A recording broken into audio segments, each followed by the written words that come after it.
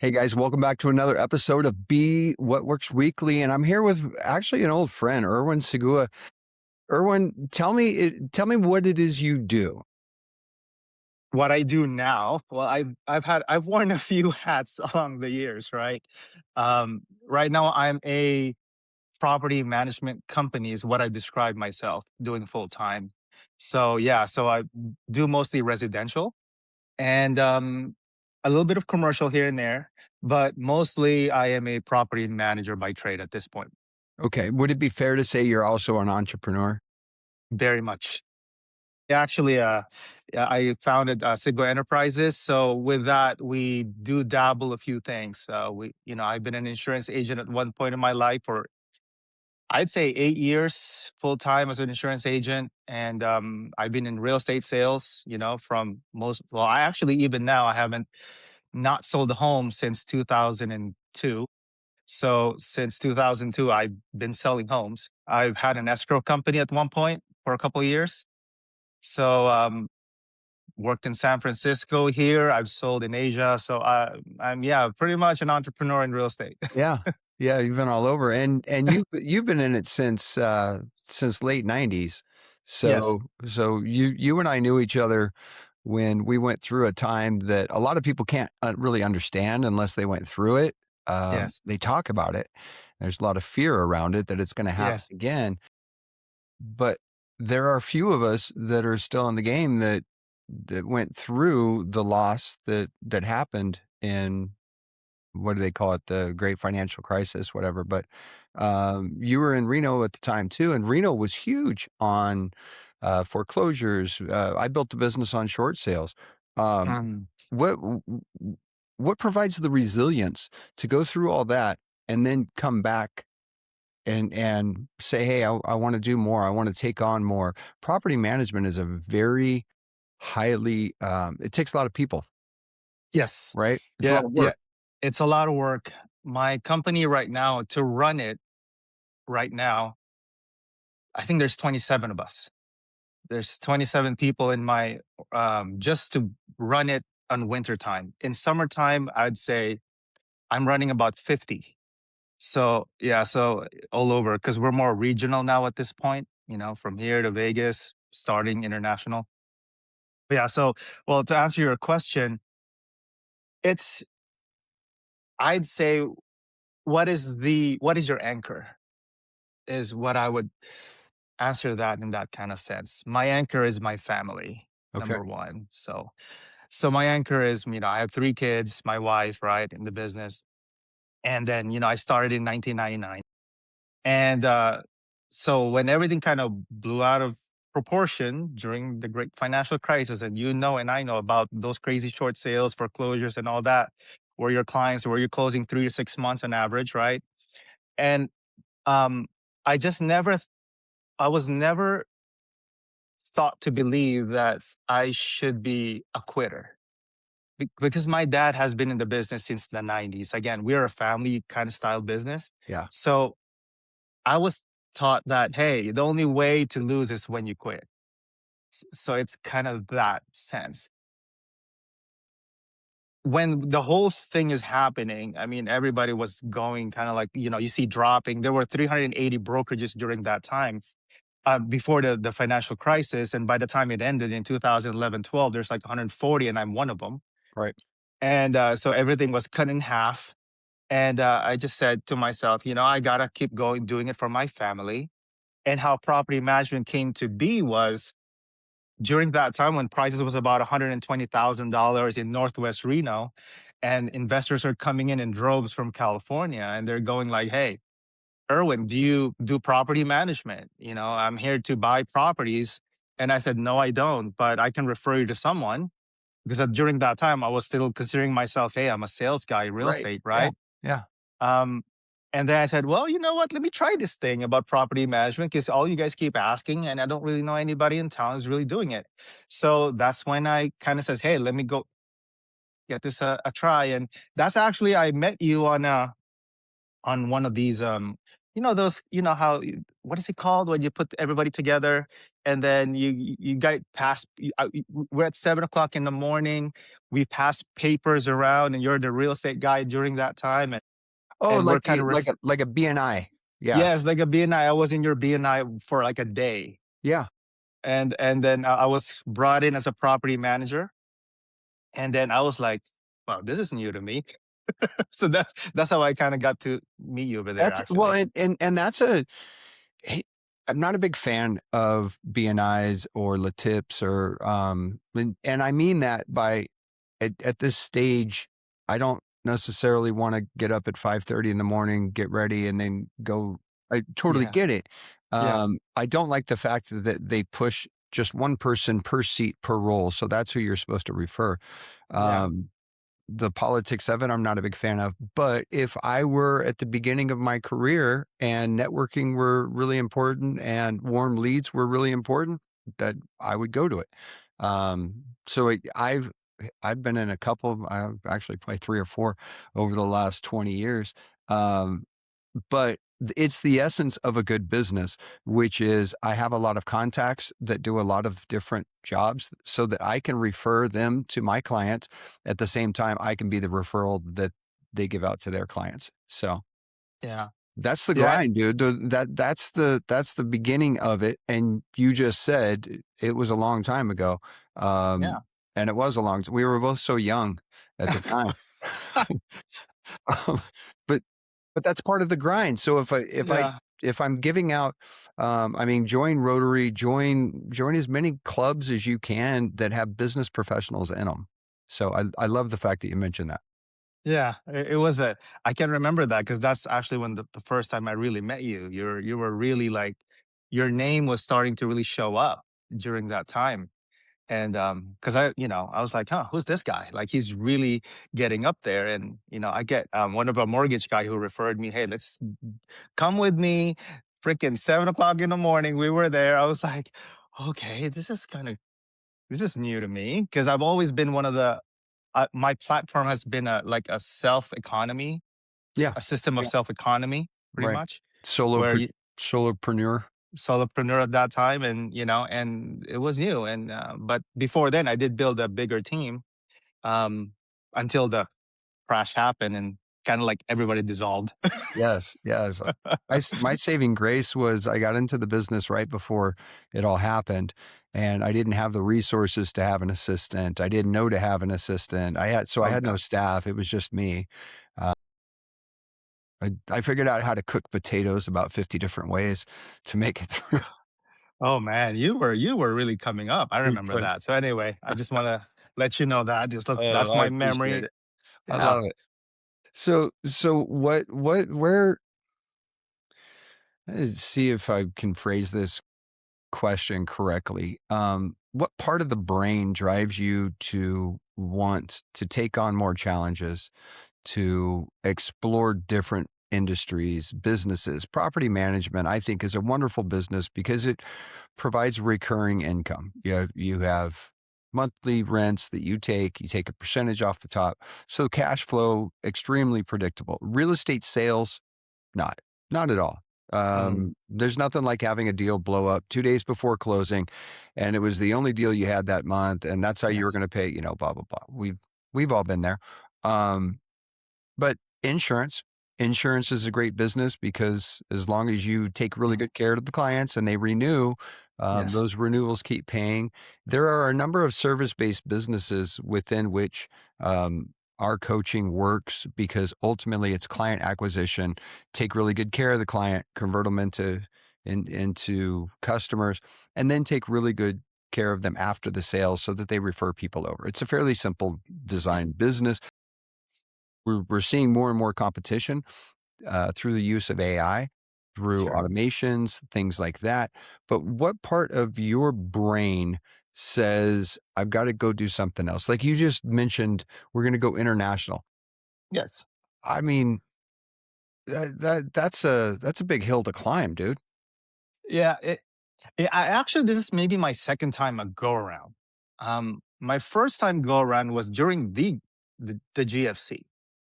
The I couldn't sell a lick within, within 30 days, right? That is the biggest issue. Was I remember during that time it was ERA taking all the business, Oh, and yeah. I It was all foreclosures. it was all foreclosures. I remember after that great house took over, the business after ERA.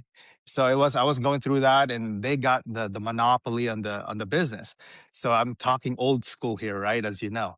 So I gotta make some money, man. That was I was thinking in my head. I gotta make some money. So what I did was I went international, sold a lot of high end luxury properties in the Philippines because that's where I'm originally Yeah. from. But my clients was from here. So I went through casinos, hotels, put up did a whole presentation to a lot of people and sold a lot of condos. So that's when I kind of got a little bit of a taste.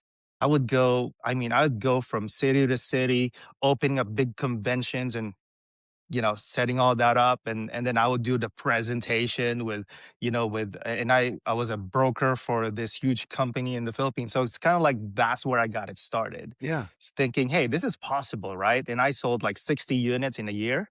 So, which is not bad. I mean, that's pretty darn good during Yeah. that time. It's a lot of work. It's a lot of work and Yeah. gathering people and speaking to a lot in front.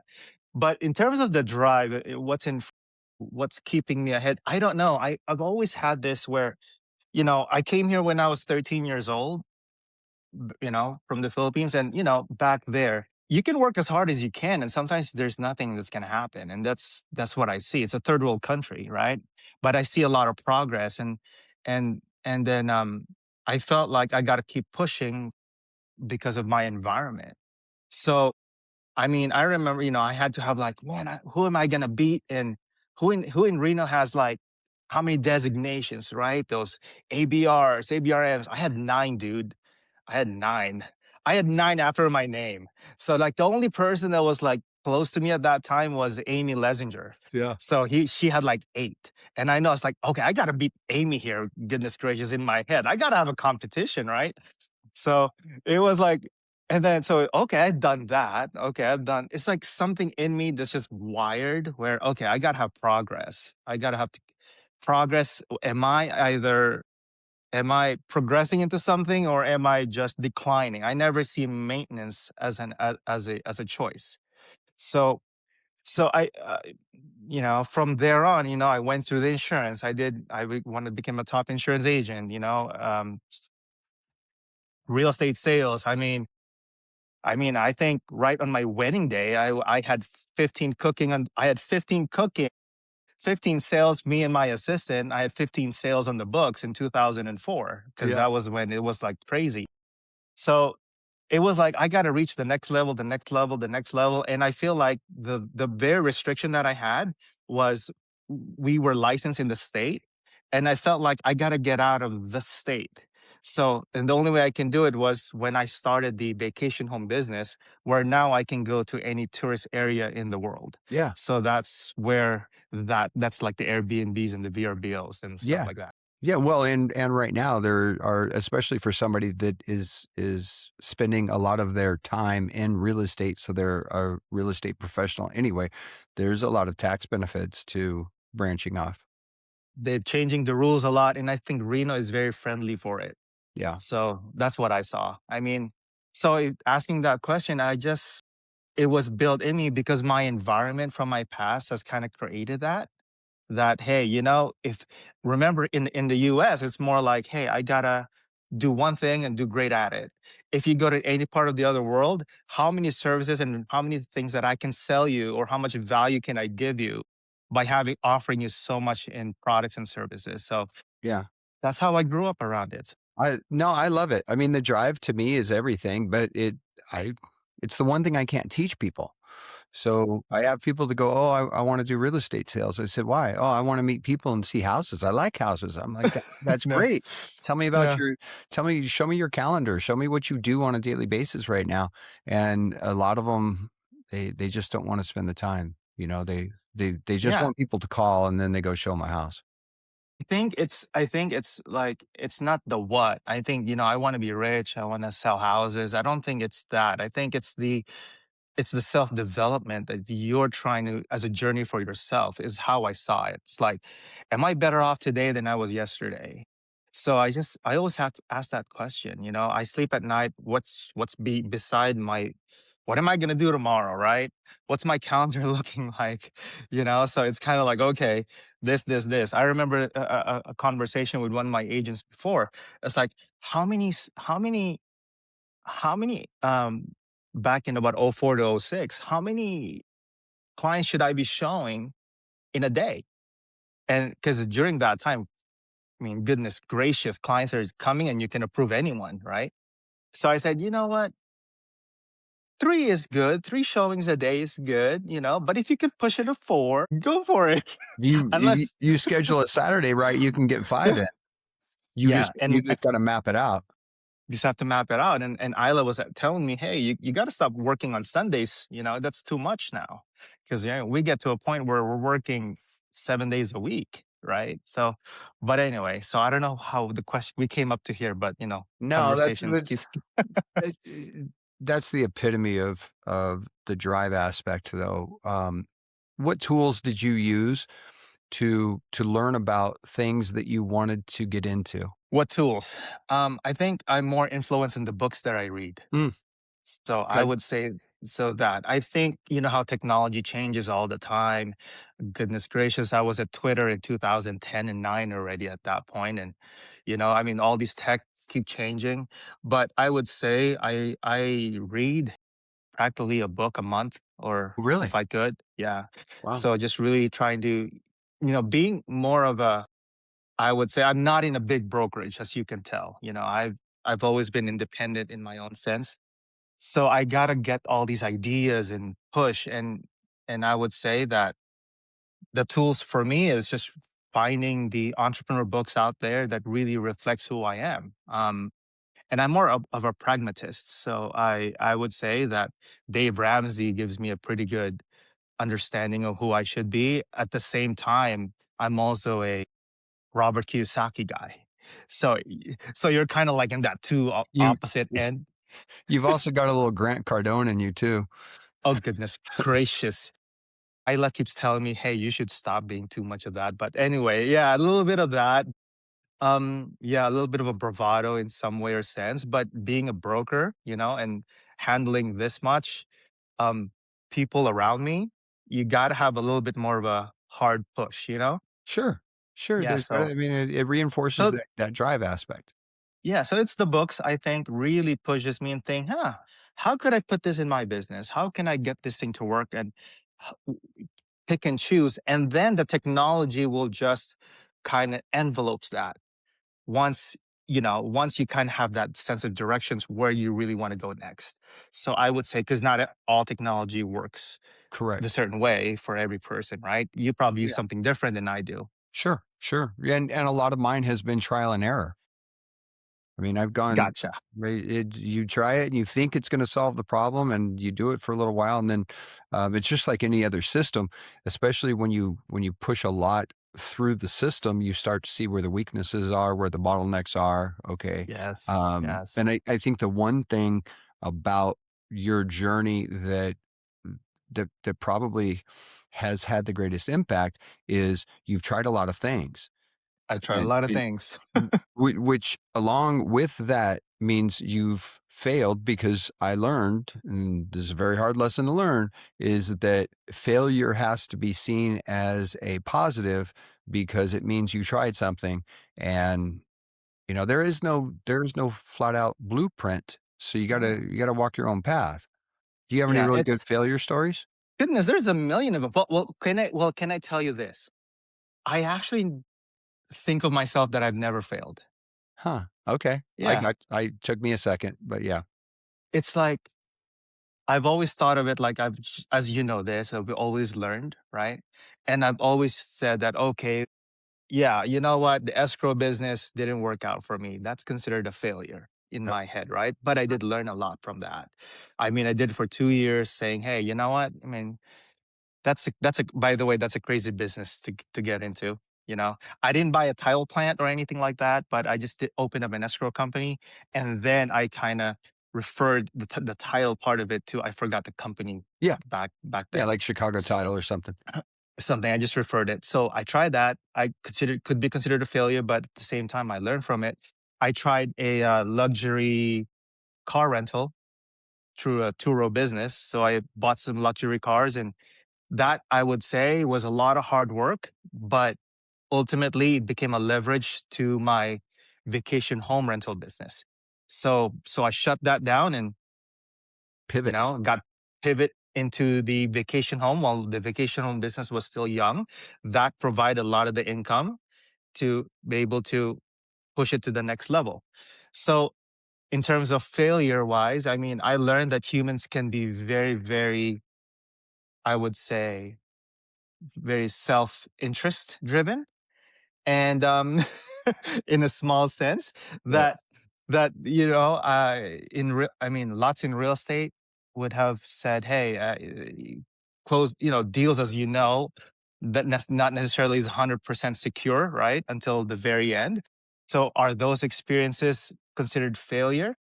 I would say, yeah, it sucked because I didn't make any income, right? But at the end of the day, I kind of learned from that. Property management, I would say the failure for me in that is not considering how long it takes to actually grow that business.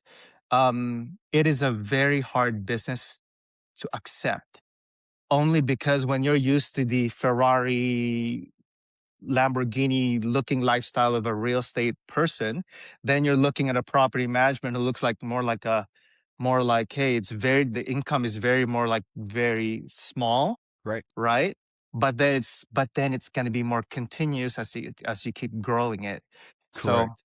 Yeah. so there's it's just it takes it's all different, It takes um but Well, yeah, those are the kind of failures the or difference learning. well, the difference between a residential I wanted to go into commercial real estate, and then a broker that I interviewed with, that I ended up going with originally said, if you've got 2 years worth of living expenses saved up, then yes, come into commercial.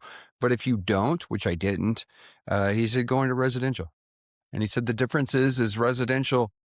You could make a check within 60 days, 90 days, Yes. 120, I Yeah. would expect. Yeah. And so I thought I was going to go into residential sales for a few years just to cash flow and learn commercial, but I had such a good time in residential. You Um, did great. Yeah. yeah, so it's been fine. It's a totally different world. Uh, what advice would you give to somebody that that wants to venture out into entrepreneurialism? That they've gotten themselves to the point where they're willing to take the jump. Maybe they've saved up some money. Maybe they have a job that gives them some freedom of time, which is what I had. What are a couple of things that you would have done different? Um to make it things faster, I would have probably reached out to someone who wanted to do what I wanted to do. I mean, like a mentor like yourself. I think that will shave off a lot of years, man. Just being honest. Um, um, if somebody who knows the diversification model really well, then I would have looked for. It doesn't have to be in real estate. It would have been somebody that who is a businessman who is doing a lot of different things and seems to do pretty well at it because that's what I'm doing Right. now. Yeah. I would have, been I would have looked for that mentor, and then take him to lunch. Not, I don't care if I'm working 9 to 5. I would I would call in and let me buy you lunch, right? Or let me buy you dinner. I would love to do that. I would work if I have a chance to meet some of these people that I mean, I know a few people already in the world that are very successful CEOs just because of my travels. But if I had that chance, I would have done that in the beginning. And then probably the second thing that I would say of being being is like you're in it to change who you are. Yes. You're not here to just because of what you want. Because it takes a lot of resilience and consistencies. It takes a lot of time, right? And then, of course, understand, what do you really want? Really answer that question. What do you really want? If you ask me that question, I can tell you what I want. I want to say, I want freedom. Now, it's so funny. Like, I do a lot of things, and yet I would say I want freedom. Well, when I read this book with Rich Dad Poor Dad, right? It's saying, hey, he was 48 years old, somewhere around there. He made $100,000, Robert Kiyosaki, but his expenses only 50,000. So he considered himself financially free. So I took that to heart, man. So I said to myself, okay, so that means I'm going to create something where I work or not, I'm going to be able to fulfill my living expenses. So that became my thinking, my thought. So that's really what I wanted. It's not to grow the biggest companies in the world or anything like that, or have the most agents. It's more like, how do I get free time for my family? That's my core value. Hmm. You know, take them whenever, take them all over the world, which what I'm doing now. Right. Like I'm about to go to Japan and Philippines in the next couple of weeks here.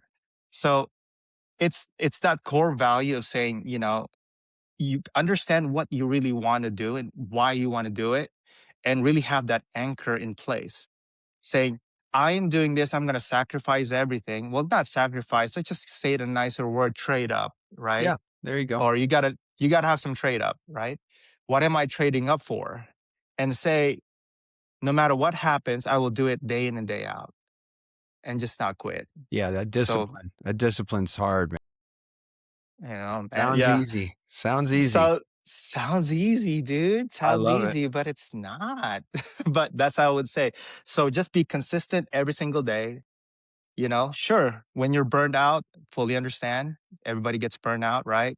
But at the same time, is it really real? I never considered burnout as real, because at the end of the day, I can just take a quick break for a week and I should be back in the saddle here. Yeah. So, Yeah. You end up doing the same thing. Just refocus. So what I heard you say is understand, um, what do you want?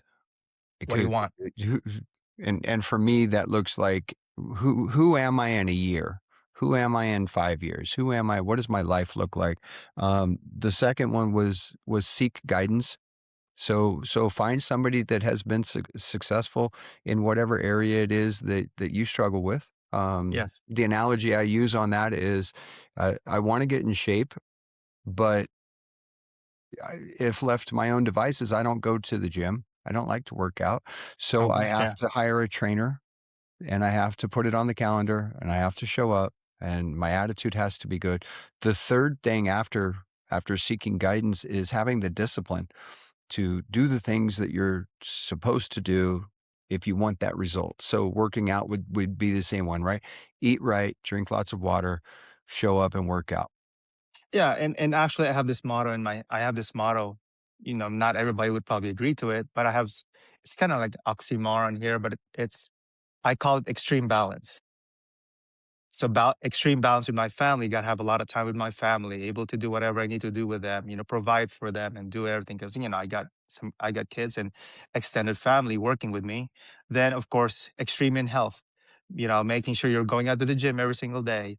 And then of course, extreme in your business. So I know it's hard, but there will be a sacrifice at one point. Maybe I get less social, in terms of I'm not as social out there, with friends and all. But at some point, I just choose my top three and then just do the best that I can on those, I love and yeah. So I call it extreme balance, and that's what balanced me out. Yeah, yeah, I like it. I think people tend to use the phrase work-life balance a little too much. I think we all have, our own balance. Mine. Sometimes it's heavily balanced on work. Sometimes it's heavily balanced on home, travel, things like that. Erwin, if somebody wanted to get a hold of you, how could they do that? Easy. SiguaEnterprises.com. So it's just go to SiguaEnterprises.com. Actually, if you put down Sigua in anything, it's probably I'm gonna show up Yeah, you in the are. internet. So Yeah, so so yeah, just put down Google Sigua and you're probably gonna see me. So yeah. SiguaEnterprises.com. And if somebody says, "Hey, Erwin's the dude I want to talk to because I have some questions," you're cool with that. I'm cool, man. I'm cool with anything. I mean, at this point in my life, I'm about to turn 50 here pretty soon. And you kind of want to start giving back. I think we've gone through our cycles a little bit, right? And then you're kind of like, okay, you can give more to the world at this point. That's Yeah, the truth. I truly believe that at the end of the day, that's why we're here. So cool. for Well, sure. I want to thank you for your time, brother, and I wish you nothing but the best in life and success in the future. You too, Mike. I'll see you around. Okay. Yes, sir. Yes, sir. All Thank you. right. All right. Thank you.